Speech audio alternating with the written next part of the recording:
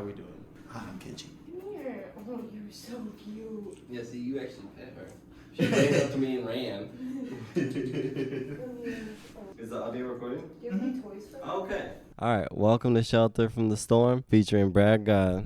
Yo, what's going on? All right, and Kenji as our engineer. Hi, what's up? I'm kenjjikillsdragon. Yes, featuring Your Girl Loves Me 22 on Instagram, Bradgodd on Instagram, Kenji Slays Dragon, Kenji Kills Dragon. Yes, sir. Yes, sir. All right, I'm gonna start this right off. What is all you ever wanted? All I ever wanted is a masterpiece of an album I just put together for the Kalamazoo community and nobody else. I literally did no promotion outside of Kalamazoo because it is literally all I ever wanted. All I want to do is work with all these motherfuckers around here and just make this place be as poppin' as Detroit, etc. Because, you know, we can definitely do that. Hell yeah, all right. That brings me to my next question. What do you want for Kalamazoo? What would be your vision in about 2 years? Where do you see it? Hopefully in 2 years for Kalamazoo, we can have something way bigger than we could even imagine right now. All the pieces and individuals we have in Kalamazoo as itself is just amazing. We just really need to build connections, and we need to start working with each other and branching off of each other and becoming just as big as any other city can be in Michigan. I like that vision. I like the support that you've shown Kalamazoo. Very first song, 269. 269 represents Kalamazoo and Portage. Shout out Portage. Don't forget Battle Creek in that, too. Battle Creek is in 269 too. Yeah. All right.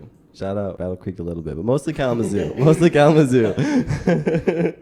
I've not met anyone from Battle Creek. Have you? I don't think so. I think we just got Jazz Bozark from Battle Creek who comes out here to Kalamazoo. I follow him. All right. Shout out Jazz Bozark. Shout out Jazz Bozark. All right. So, on your very first promo video, Beyond Lost, what made you put that song together? I noticed the mask is still from distance, same mask, and I can kind of see some similarities, but where does it really fit in with the vision? I guess it's more of just like a character I've been doing to express kind of how these songs have been portraying out. If you see anything with the mask on YouTube, it's just a way of me showing that I'm kind of in this mode of maybe a little story, I guess. Not necessarily it's going to be a character who sticks around forever, but he's somebody who makes these songs about finding love. And all these songs are kind of about finding love, and hopefully in the end, he's going to find that love. So I guess we'll just have to see how it turns out. All right, shout out the mask. I like that.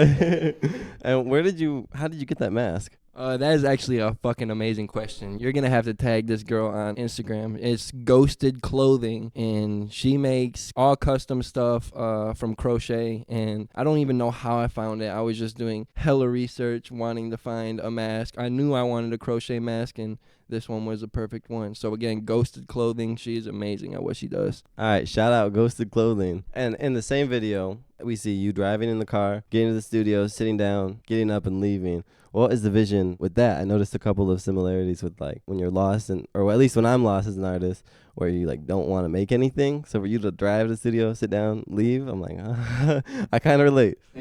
Yeah, I mean, you nailed that right on the head too. And that's kind of really what it was, getting to the studio and, you know, showing it around and it being my comfortable space, but me not being comfortable in that moment to make a song. And that is why I did sit in there and kind of think for a little bit, the camera panned, and then me just walk out because, you know, I wasn't, I guess, ready to make a song in that character moment of me. But yeah, that was a really good question. Hey, thanks for sharing. Oh yeah. All right, one last question here before we move on to the lyric questions. I've got a couple questions like genius type. All right. Hell yeah. So, in the Money Please music video, you're rapping with mannequins. Mm-hmm. All right, rapping 2 mannequins. What does that mean? Yeah. That was kind of just like a little fun thing I did. You know, just kind of something I wanted to do because I had that opportunity. That was actually filmed at the Galesburg Museum, which is right there in Galesburg. And shout out Keith who runs that place. If you got any cans you want to donate to that place, please go drop them off at the Galesburg Museum. That is literally how they run that place. The electric bill is like $5 a month, so that's how they run it. But I had the opportunity to shoot there, and I mean, as you can see, it was really just an amazing place. All that stuff is from Galesburg history. So if you didn't know that, most of those mannequins, the way they're dressed up, is from an era called Art Deco. I don't know if you're familiar with that, but I really got familiar working with Keith in that Galesburg museum, and I just had the opportunity to shoot it there, and I thought it'd be funny if it looked like I was asking the mannequin for money. Yeah, I did notice that. I felt like sometimes when you're making something and you want to connect with someone, or you're hoping it will, it's like you're talking to that faceless mannequin. Right. Money, please. Yeah. Hell yeah. All right. So, lyric questions. On the very first song, 269, featuring Headband Henny, there's I can't live inside my head is just a dream. Reminiscing. What does this shit mean? And what does it mean? You're absolutely right. What does it mean? I mean, why do we sit there sometimes and just think of everything that could go wrong or everything that has went wrong in our life? And that's kind of saying, like, you know, everybody does that. Don't stress that bullshit. You know, just cut it out your life. Vibe to the song, vibe to the lyrics, vibe to the beat, and just don't worry about some of that shit that is especially out of the way. You know, old past stuff. Don't stress about any of that shit. All right, thanks for sharing. All right, working so hard when I get on the mic, I can rap this shit in my sleep. All right, I'm tying this to another song on So Lit. I was in the studio for about an hour. I made 4 hits. So, what is your work ethic when you're getting in the studio? What do you do to prepare? Heck yeah. So to prepare for the studio, I'm constantly writing music, and I'll always have things in the locker ready to go. It's really just picking what I want to take to the studio. We got so many songs in the chamber just ready to get locked and loaded, and when I go in there and record, I constantly practice these songs that, I kid you not, you could ask Sam, sometimes I do them in one take. If I'm just rapping in a session, say I have like a 3 or 4 hour session, I could get like 7 or 8 songs done just because I've been practicing those songs for so long. And I mean, I know all the cues, I know what I want in them, I hear them perfectly. And on slower days when we're making music, I'll still get like 3 of those songs done, and that's just because the editing is longer on them. But I'm very progressive when I get in the studio, and I take that time really seriously. All right, and then making money every day. It ain't making me. Would you want to go deeper into that? I feel like that connects with me as an entrepreneur vibe. Heck yeah, most definitely. Yeah, so I mean, pretty much just that it is. Don't let the money make who you are. I mean, make it. Even at that, don't stress over something that is not valuable in the afterlife, because most definitely, bro. I mean, shit just doesn't make sense to me that people can show off all this money and stuff on the internet and all about good, and they just really aren't involved in the community itself. And I don't know, that comes back to the point, don't let the money make you. Don't let something take over your life because you think it has more power. It doesn't. Turn to the only power that matters. And is that power the power you find in yourself?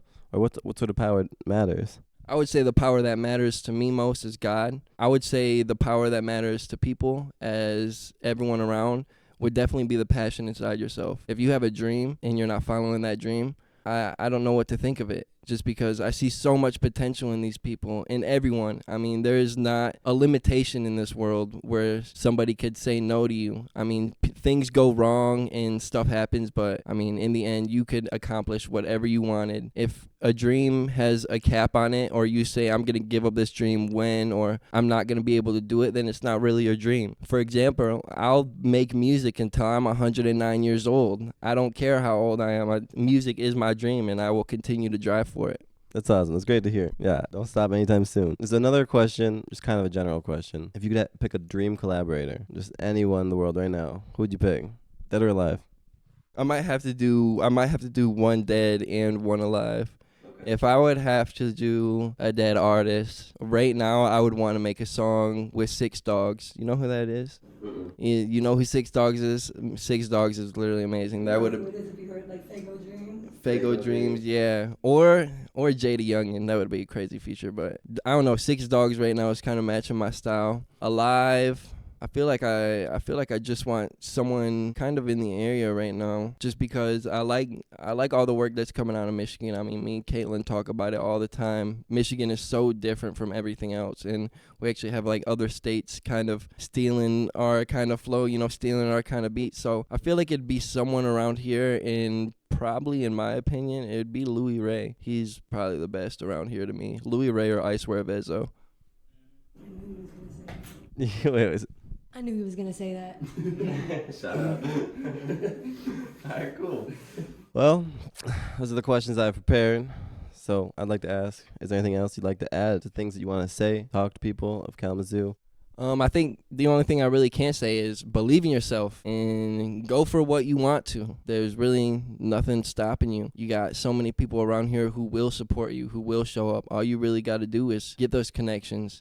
And I mean, if you're sitting at home and you're not going to these events you're not performing at, and you're not texting anyone, you're not posting anyone's story, you're not sharing anyone's music from this community, you'll never be known. You have to get out there and you really have to engage in the community work. That is exactly how I met these two. Would have never known about Kenji, would have never known about Rain until I showed up at the Green Door that one night. And I mean, it's just an amazing community and there's so many people out here who will support you. And that's all I really got to say about that. And I guess another thing I want to say is thank you, bro, for doing this and taking your time on this. I mean, Rain asked me if he could do an interview for me and I really do appreciate it. It's something that I've been wanting to do for a long time, and we're doing it at this sick ass backdrop right here at Kenji's place. So I mean, this is really fucking sick. I appreciate it, dog.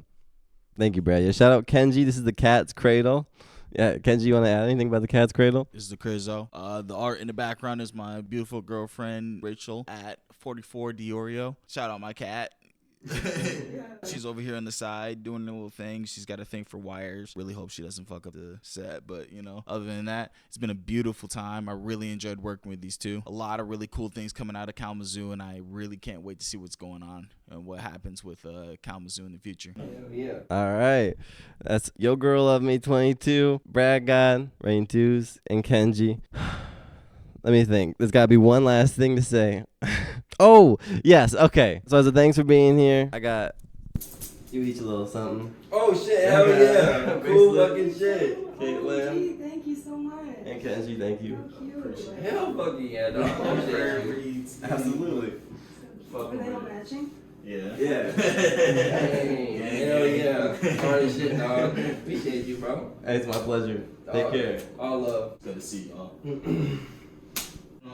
Hey, hell yeah, that's fucking sick, dog. All right. Thanks for being on here. Walking with sheep. No problem. Working so hard when I get on the mic, I can rap this shit all in my sleep. Yeah, brand new drink, outfit matching, wearing pink. I get paid.